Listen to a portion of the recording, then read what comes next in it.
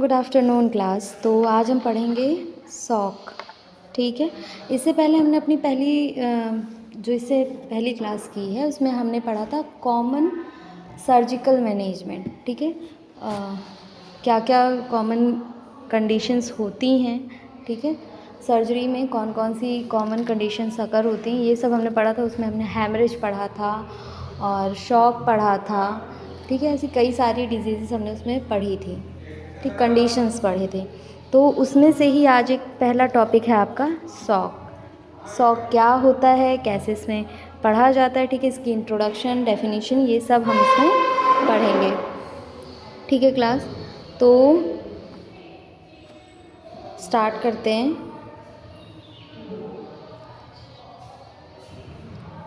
ठीक। तो इसमें आपका दिया हुआ है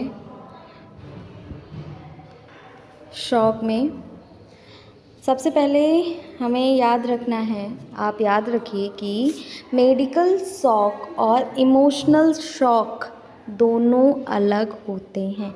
मेडिकल शॉक और इमोशनल शॉक दोनों अलग होते हैं। ठीक है। इमोशनल शॉक अलग वाला होता है और मेडिकल शॉक अलग होता है। जब कोई हमें बैड न्यूज़ मिलती है, ठीक है, बैड न्यूज़ सुनकर इंसान जो है इमोशनल हो जाता है, उसे भी लोग शॉक कहते हैं। ठीक है। लेकिन मेडिकल शॉक में ऐसा नहीं है। मेडिकल शॉक एक लाइफ थ्रेटनिंग इमरजेंसी है। ठीक है। मेडिकल शॉक क्या है? एक लाइफ थ्रेटनिंग इमरजेंसी है। और इसमें क्या होता है कि इसमें आपकी जान भी जा सकती है। ठीक है। देखो, इसमें नॉर्मल एंड वेट शॉक भी दिया, नॉर्मल वेट शॉक। ठीक है। नॉर्मल में adequate blood flow to tissues, ठीक, normal BP, HR, respiratory rate और adequate O2 delivery, normal organ function. Shock में क्या होता है? एडिक्वेट ब्लड, हाँ, inadequate blood flow to tissue, low BP, high HR, ठीक है, मतलब इंक्रीज़ हो गया heart rate, increase respiratory rate, decrease O2 delivery और ऑर्गन्स डिसफ्यूज़न भी होता है। इसमें ऑर्गन फेलियर भी होता है। ठीक है। ये आपका शॉक का कुछ नॉर्मल वैल्यू और जब शॉक होता है उसका वैल्यू दिया हुआ है। ठीक है। तो अब हम पढ़ेंगे डेफिनेशन। डेफिनेशन में क्या दिया हुआ है, जैसा स्क्रीन पे आपके दिख रहा होगा, shock is a state of acute circulatory failure in which tissue perfusion is inadequate to meet metabolic demand, resulting in cellular hypoxia and dysfunction। इसमें दिया हुआ है शॉक एक ऐसी कंडीशन है जिसमें बॉडी के ऑर्गन्स और टिश्यू तक इनफ ऑक्सीजन और बॉडी ब्लड सप्लाई नहीं पहुंच पाती।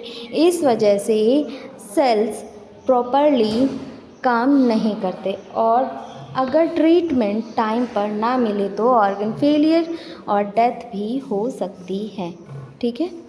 सिंपल अगर मैं बताऊं तो बॉडी के ऑर्गन को ऑक्सीजन और ब्लड कम मिलना यानी कि शॉक जैसी कंडीशन अकर होना, इमरजेंसी अकर होना। ठीक है। अब वाई इज़ शॉक इम्पॉर्टेंट? तो शॉक कॉमनली देखा जाता है रोड ट्रैफिक एक्सीडेंट में। देखो, जब रोड एक्सीडेंट होता है, क्योंकि रोड एक्सीडेंट हुआ उसमें हैवी ब्लीडिंग होगी तो शॉक होगा। ठीक है। Heavy bleeding, haemorrhage, burns, septicaemia, heart attack, major surgery, ठीक है, ऑब्स्टेट्रिक इमरजेंसीज जैसे PPH, एक्टोपिक प्रेगनेंसी, इन जैसी कंडीशन में शॉक हो सकता है। ठीक है।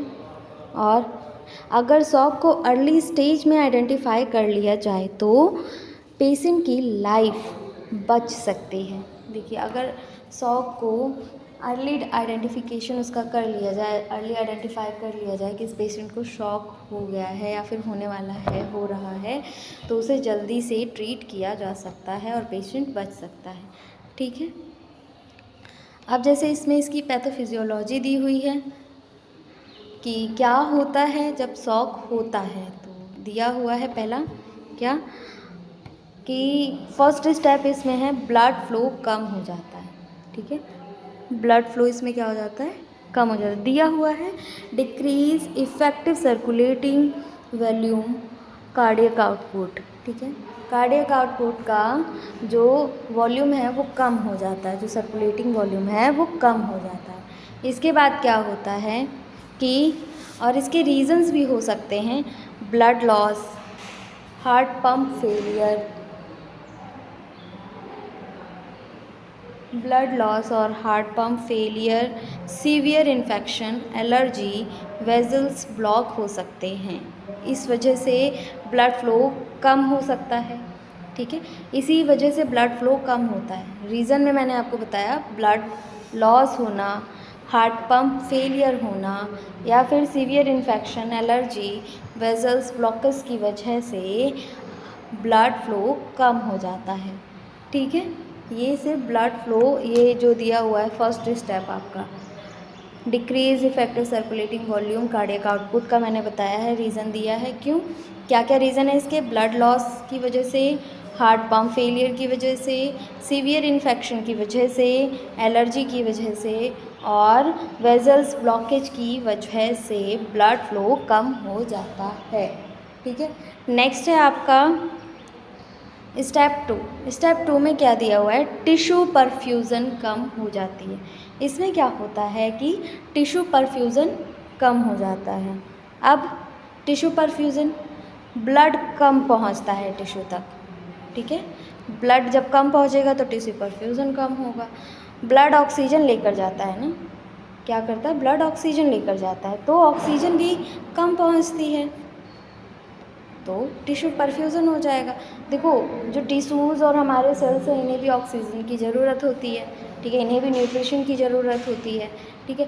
और जब ब्लड फ्लो ही नहीं करेगा, ब्लड प्रॉपर फ्लो नहीं करेगा, कम फ्लो करेगा, तो कम न्यूट्रिशन, कम ऑक्सीजन ही नहीं मिलेगा, तो टिश्यू का क्या होगा, टिश्यू परफ्यूज़न कम हो जाएगा। अगर प्रॉपर पहुँचेगा तो टिश्यू हेल्दी हो जाएंगे, ठीक है।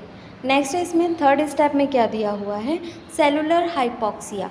सेलुलर हाइपॉक्सिया मीन्स सेल को ऑक्सीजन नहीं मिलती, सेल को क्या है, ऑक्सीजन नहीं मिली, टिश्यू को भी नहीं मिल रही है और सेल्स को भी ऑक्सीजन नहीं मिल रही है, इसको ही बोलते हैं हाइपॉक्सिया, ठीक है। सेल को भी ऑक्सीजन नहीं मिल रही है और टिश्यू को भी, जब टिश्यू को नहीं मिलेगी तो सेल को नहीं मिलेगी, ठीक। फिर अब सेल एरोबिक रेस्पिरेशन नहीं कर पाते। अब क्या है, जब सेल को ऑक्सीजन नहीं मिल रही है तो यह एरोबिक रेस्पिरेशन नहीं कर पा रहे हैं और वो anaerobic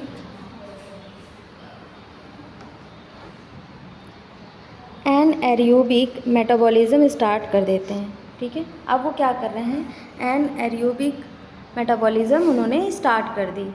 means normally glucose plus oxygen, ठीक है, ग्लूकोज ऑक्सीजन मिलके एटीपी और वाटर मिलके, एटीपी और वाटर और CO2, ठीक है, ये दोनों मिलके ये जितना भी मैंने आपको कंपोनेंट बताया ये रहता है, ये नॉर्मल रहता है। और शॉक में क्या होता है, ग्लूकोज टूट के लैक्टिक एसिड में और क्या वेरी लेस ATP बनाता है, ठीक है। ग्लूकोज क्या करता है, एक सेकेंड,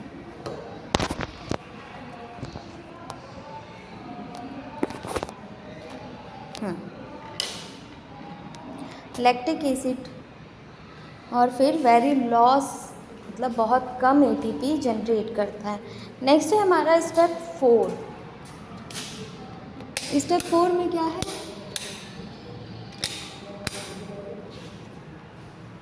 स्टेप 4 में है आपके लैक्टिक एसिडोसिस। अब लैक्टिक एसिडोसिस में क्या दिया हुआ है,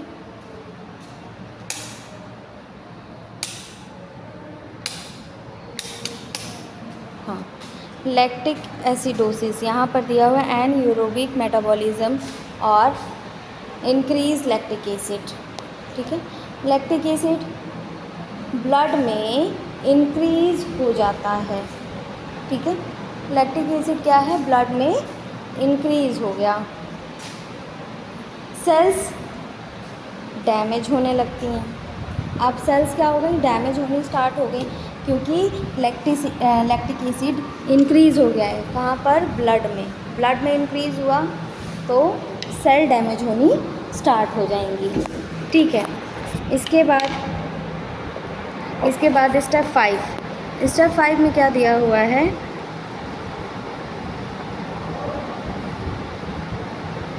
metabolic acidosis and cell dysfunction and organ damage. अब आता है ऑर्गन फेलियर सी कंडीशन, ठीक है, या फिर डैमेज। तो इसमें क्या है, ये दोनों सेम ही हैं लास्ट वाले, ठीक है। जैसे मल्टी ऑर्गन फेलियर इसमें हो जाता है, इसमें एक एक ऑर्गन फेलियर होने स्टार्ट होते हैं। सबसे पहले अफेक्ट होता है किडनी, इसके बाद ब्रेन, इसके बाद हार्ट और लीवर, फिर लंग्स। लास्ट स्टेप है आपका इसमें मल्टी ऑर्गन फेलियर, इसमें बहुत सारे ऑर्गन फेलियर होने स्टार्ट हो जाते हैं, ठीक है। अगर ट्रीटमेंट डिले हुआ तो multiple organ dysfunction syndrome develop हो सकता है, जिसे MODS कहते हैं। क्या, multiple organ dysfunction syndrome, MODS की फुल फॉर्म है ये, ठीक है, ये डेवलप हो जाती है। नेक्स्ट है नेक्स्ट है इसमें टाइप, तो टाइप ऑफ शॉक में क्या दिया हुआ है, इसमें टोटल 5 मेन टाइप्स हैं, ठीक है। टोटल 5 मेजर टाइप कह सकते हैं, मेन टाइप्स कह सकते हैं। पहला क्या है, हाइपोवॉल्मिक शॉक, दूसरा कार्डियक शॉक, ठीक है, कार्डियोजेनिक शॉक, इसके बाद डिस्ट्रीब्यूटिव शॉक, फिर ऑब्स्टेट्रिक शॉक और फिर सेप्टिक शॉक, ठीक है। कितने शॉक हुए, 5 मेजर शॉक हो गए, ठीक है। हाइपोवॉल्मिक देखते हैं, hypovolemic due to decrease in intracellular volume, ठीक है। तो सबसे कॉमन टाइप है ये, जब बॉडी में ब्लड या फ्लूइड की क्वांटिटी बहुत कम हो जाती है, जब बॉडी में फ्लूइड, ठीक है, फ्लूइड या फिर ब्लड की क्वांटिटी कम हो जाती है, ठीक है, तब हाइपोवॉल्मिक शॉक होता है।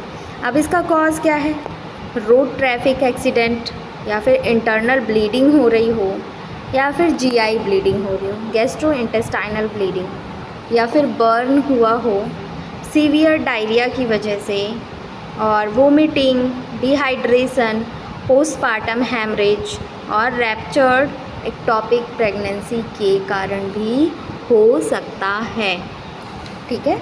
किसके कारण भी हो सकता है, ectopic pregnancy, ruptured ectopic pregnancy के कारण भी हो सकता है, ठीक है। मैंने पहला क्या बताया, रोड एक्सीडेंट हुआ, ब्लीडिंग हुई, ठीक है, फ्लूइड बाहर गया, ब्लड बाहर गया, कुछ भी अंदर बचा नहीं, तो शॉक की कंडीशन आ सकती है। कॉजेज़ हैं ये, ठीक है। इंटरनल कोई ब्लीडिंग हो रही हो, पेशेंट को नहीं पता इंटरनल उसकी ब्लीडिंग हो रही हो, ठीक है। GI मतलब गैस्ट्रो इंटेस्टाइनल ब्लीडिंग हो रही हो बर्न की वजह से, ठीक है। Severe diarrhoea, vomiting, dehydration, postpartum haemorrhage, ठीक है, और एक्टोपिक प्रेगनेंसी रप्चर्ड अगर हो गई है तो ऐसी कंडीशन देखी जा सकती है, ठीक है। ये आपका हाइपोवॉल्मिक शॉक के बारे में था। नेक्स्ट है आपका इसका कॉजेज़ भी मैंने बताया, देखो हाइपोवॉल्मिक का कॉजेज़ बता दिया मैंने, GI bleeding, rupture ectopic pregnancy, trauma, ठीक है, हैमरेज, ये हो गया। अभी इसमें इसकी पैथोफिजियोलॉजी भी है, ठीक है, शॉक की पैथोफिजियोलॉजी भी है, हाइपोवॉल्मिक शॉक की। तो अगर आप लोग चाहें तो इसे रनिंग नोट्स इसके बना सकते हैं, ठीक है। हाइपोवॉल्मिक शॉक में इसका क्या है, वॉल्यूम, जो ब्लड का वॉल्यूम है वो डिक्रीज़ हो जाता है। इसके बाद वेनस रिटर्न भी डिक्रीज़ हो जाएगा, फिर कार्डियक आउटपुट भी कम हो जाएगा, BP ऑल्सो कम हो जाएगी, टिश्यू परफ्यूज़न भी कम हो जाएगा। तो ऐसे में क्या देखने को मिलेगा, सब कुछ कम हो रहा है, यानी कि शॉक, हाइपोवॉल्मिक शॉक की कंडीशन अकर हो गई। ठीक है, इसके सिम्टम्स क्या होते हैं, बीपी कम हुआ यानी कि लो बीपी, फास्ट पल्स इसमें फास्ट हो जाती है, कोल्ड एंड कामी स्किन, क्योंकि ब्लड की सप्लाई ही प्रॉपर नहीं हो रही है, बहुत कम हो रही है, तो स्किन भी कैसी रहेगी, एकदम ठंडी। ठीक है, और एक्सेसिव थ्रस्ट, सबसे ज़्यादा प्यास लगेगी, और वीक पल्स। ठीक है, पल्स इसमें फास्ट भी देखने को मिलेगी और वीक भी देखने को मिलेगी। लेस यूरिन, रेस्टलेसनेस भी होगा इसमें। ठीक है, इसका ट्रीटमेंट क्या है, कंट्रोल ब्लीडिंग। फर्स्ट तो हमें ब्लीडिंग कंट्रोल करना होगा, इसके बाद आईवी फ्लूइड्स, ठीक है, एडमिनिस्टर करेंगे, ब्लड ट्रांसफ्यूज़न करेंगे, ऑक्सीजन, ठीक है, एडमिनिस्टर करेंगे, और मॉनिटर यूरिन आउटपुट को भी मॉनिटर किया जाएगा। ठीक है, नेक्स्ट है इसमें कार्डियोजेनिक शॉक। हमने अभी हाइपोवॉल्मिक शॉक के बारे में जाना, अब हम जानेंगे कार्डियोजेनिक शॉक के बारे में। ठीक है, कार्डियोजेनिक शॉक क्या है, due to pump failure, heart can not pump effectively. क्या है इसमें, हार्ट प्रॉपर पंपिंग नहीं कर पाता है। ठीक है, हार्ट क्या है, प्रॉपर पंपिंग नहीं कर पाता, ब्लड बॉडी में सर्कुलेट ही नहीं होता। जब हार्ट ब्लड ही नहीं पंप कर पाएगा तो बॉडी में ब्लड कैसे पंप होगा, ठीक है, कैसे सर्कुलेट होगा। अब इसका कॉज क्या है, इसके कॉज है heart attack MI, heart failure, arrhythmia, और वॉल्व डिजीज़। ठीक है, वॉल्व डिजीज़ भी हो सकता है, इसकी कॉजेज़ सही है। सिम्टम्स में क्या देखने को मिलेगा, इसके सिम्टम्स में आपको चेस्ट पेन, ब्रीथलेसनेस, सांस लेने में प्रॉब्लम होगी, पल्मोनरी एडिमा होगा, लो बीपी और वीक पल्स मिलेंगी। ठीक है, इसका ट्रीटमेंट है ऑक्सीजन एडमिनिस्टर, ECG में मॉनिटरिंग करेंगे। ठीक है, और ट्रीट हार्ट डिजीज़, जो भी हार्ट डिजीज़ है उसको ट्रीट करें। नेक्स्ट है आपका थर्ड टाइप है आपका डिस्ट्रीब्यूटिव शॉक। इसमें क्या दिया हुआ है, due to abnormal distribution of blood, vasodilation, increased permeability. ठीक है, इंक्रीज परमिएबिलिटी इसमें दिया हुआ है, यहाँ ब्लड क्वांटिटी नॉर्मल होती है, यहाँ पर क्या है, ब्लड क्वांटिटी नॉर्मल होती है, लेकिन ब्लड वेसल्स बहुत ज़्यादा डायलेट हो जाती हैं। ब्लड वेसल्स कैसे हो जाएंगी, बहुत ज़्यादा डायलेट हो जाती हैं। ब्लड प्रेशर सडनली गिर जाता है, ब्लड प्रेशर सडनली गिर जाएगा। और इसके टाइप्स क्या हैं, septic shock, neurogenic shock, anaphylactic shock. ठीक है, इसके सिम्टम्स में आपको देखने को मिलेगा hypotension, tachycardia, warm skin, early septic shock, fever, Altered consciousness. ठीक है, ये सब इसके सिम्टम्स हैं। इसमें ट्रीटमेंट है इसका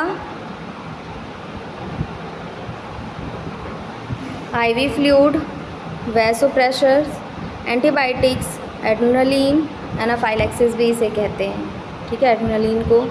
नेक्स्ट है आपका ऑब्स्ट्रक्टिव शॉक। हमने हाइपोवॉल्मिक शॉक पढ़ा, कार्डियोजेनिक शॉक पढ़ा, डिस्ट्रीब्यूटिव शॉक पढ़ा, और अब हम पढ़ेंगे ऑब्स्ट्रक्टिव शॉक। ऑब्स्ट्रक्टिव शॉक में दिया हुआ है कि ब्लड फ्लो मैकेनिकली ब्लॉक हो जाता है, ब्लड फ्लो क्या हो गया, मैकेनिकली ब्लॉक हो गया। अब इसका कॉज क्या है, पल्मोनरी एम्बोलिज्म की वजह से।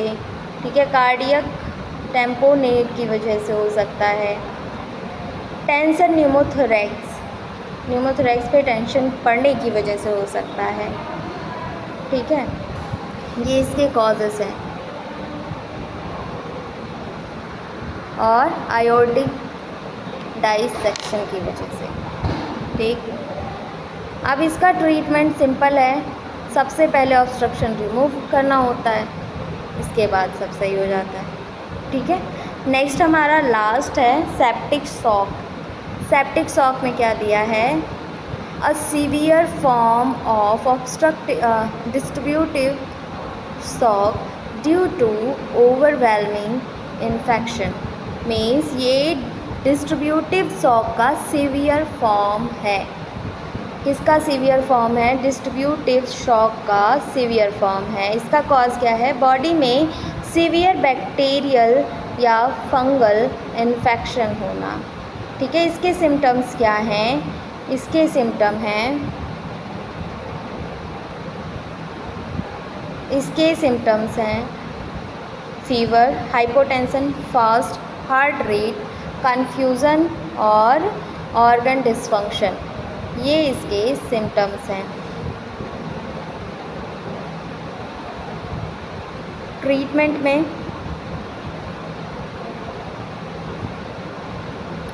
Broad spectrum antibiotics, IV fluid, vasopressors और सोर्स कंट्रोल, आईसीयू मॉनिटरिंग। ठीक है। ये आपका क्या था, ये था आपका टाइप्स, शॉक के टाइप्स के बारे में मैंने एक्सप्लेन किया आपको। ठीक है। इसके बारे में, शॉक के टाइप्स के बारे में। इसके मेजर 5 टाइप्स होते हैं। कौन कौन से, hypovolemic shock, cardiogenic shock, distributive shock, obstructive shock और सेप्टिक शॉक। ये आप लोगों को याद रहेगा। ठीक है।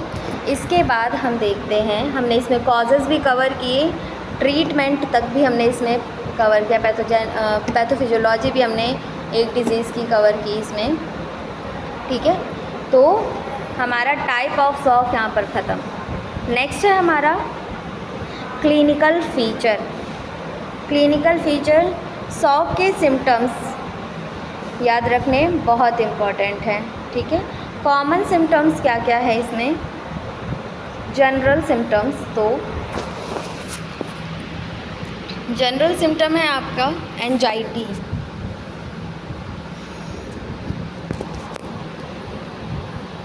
जनरल सिम्टम्स में आ गया आपका anxiety, restlessness, confusion, low BP, fast pulse, rapid breathing, cold clammy skin, pale skin, delayed capillary refill और decrease urine output, cyanosis, unconsciousness, late stage. Unconsciousness किस स्टेज में होती है, लेट स्टेज में होती है। ये आपके क्लिनिकल फ़ीचर थे। ये किसका क्लिनिकल फ़ीचर है, ये शॉक का क्लिनिकल फ़ीचर है। ठीक है। शॉक का क्लिनिकल फ़ीचर, कंफ्यूज नहीं होना, ये शॉक का क्लिनिकल फ़ीचर है। हमने जो अभी पढ़े टाइप ऑफ शॉक, तो इसके हमने अलग अलग sign and symptoms, causes, pathophysiology, treatment, ये सब हमने सबके पढ़े। ठीक है। अब हम इस टॉपिक से बाहर आए, टाइप ऑफ शॉक के से बाहर आए, तो यहाँ हमने अब क्लिनिकल फ़ीचर पढ़ा। ये किसका क्लिनिकल फ़ीचर है, शॉक का क्लिनिकल फ़ीचर है। ठीक है। तो इसमें एंजाइटी, रेस्टलेसनेस और uneasiness, sense of impending Doom. ठीक है। लो BP, fast pulse, rapid breathing, cold clammy skin, pale skin. ठीक है। Delayed capillary refill, decrease urine output, cyanosis और अनकॉन्शियसनेस, ये लेट स्टेज में होता है। ठीक।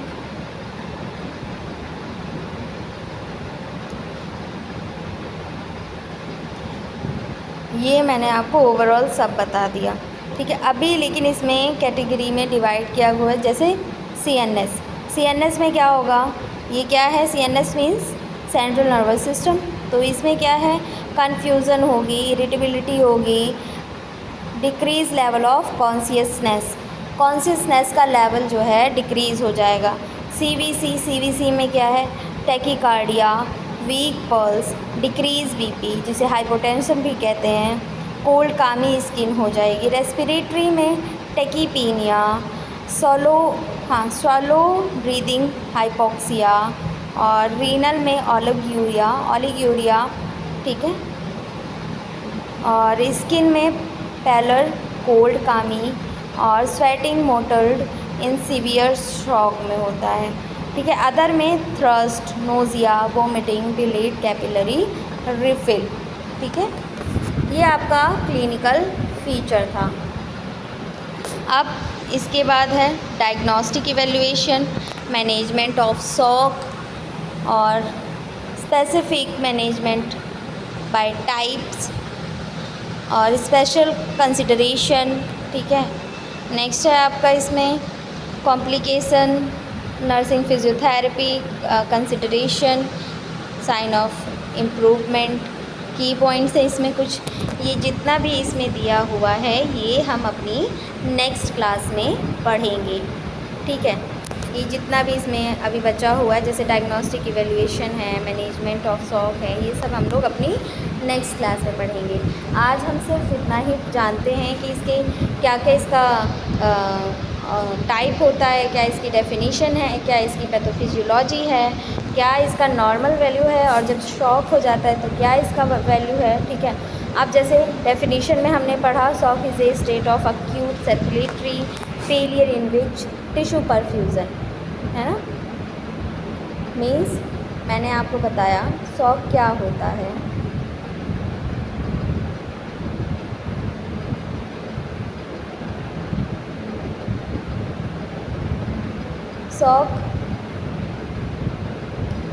शॉक एक ऐसी कंडीशन है जिसमें बॉडी के ऑर्गन्स और टिश्यू तक इनफ ऑक्सीजन और ब्लड सप्लाई नहीं पहुंचती। ठीक, शॉक एक कैसी कंडीशन है, एक ऐसी कंडीशन है जब टिश्यू और सेल्स तक प्रॉपर ऑक्सीजन नहीं पहुंचती। ठीक है, ब्लड सप्लाई नहीं होती है। ठीक है, इसी वजह से सेल्स प्रॉपरली काम नहीं कर पाते। जब वहाँ ब्लड ही नहीं पहुँचेगा, क्योंकि ऑक्सीजन को कैरी करने का काम कौन करता है, ब्लड करता है, और जब वहाँ ब्लड नहीं पहुँचेगा, ऑक्सीजन नहीं पहुँचेगा, तो सेल्स और टिश्यू काम नहीं कर पाएंगे, इनसे काम होगा नहीं। ठीक है, और फिर क्या होगा, ऑर्गन फेलियर और डेथ भी हो सकती है, लाइफ थ्रेटनिंग कंडीशन भी आ सकती है। ठीक है, इसके बाद हमने क्या देखा, इसके बाद हमने इसकी पैथोफिजियोलॉजी देखी। पैथोफिजियोलॉजी में क्या था, इसका जो पैथोफिजियोलॉजी में हमने इसका देखा था, ब्लड फ्लो कम हो गया। ठीक है, ब्लड फ्लो कम हुआ तो टिश्यू डैमेज होने स्टार्ट हुए, टिश्यू से सेल डैमेज होना स्टार्ट हो गया, है ना। सेल से लैक्टिक एसिडोसिस इंक्रीज़ हो गया। ठीक है, लैक्टिक एसिडोसिस से क्या हुआ, ऑर्गन फेलियर होने स्टार्ट हो गए। पहले एक हुआ, उसके बाद ढेर सारे, मतलब मल्टीपल ऑर्गन फेलियर डैमेज होने स्टार्ट हो गए। ठीक है, ये आपका हो गया। और इसी को कहते हैं MODS, means multiple organ dysfunction syndrome. ठीक है, ये होना स्टार्ट हो गया। फिर हमने इसके टाइप्स पढ़े। टाइप्स क्या कहते हैं, hypovolemic, cardiogenic shock, distributive shock, obstructive shock और सेप्टिक शॉक। ठीक है, ये सब हमने इसमें पढ़ा। और इसके हमने कॉजेज़ पढ़े, साइन एंड सिम्टम्स भी पढ़े, पैथोफिजियोलॉजी भी पढ़ ली। फिर हमने अब शॉक की क्लिनिकल फीचर यानी कि साइन एंड सिम्टम्स पढ़े। ठीक है, ये हमने आज की अपनी क्लास में पढ़ा है। अब अगर आपको इस क्लास से रिलेटेड, इस टॉपिक से रिलेटेड कोई भी डाउट हो तो आप पूछ सकते हैं क्लास।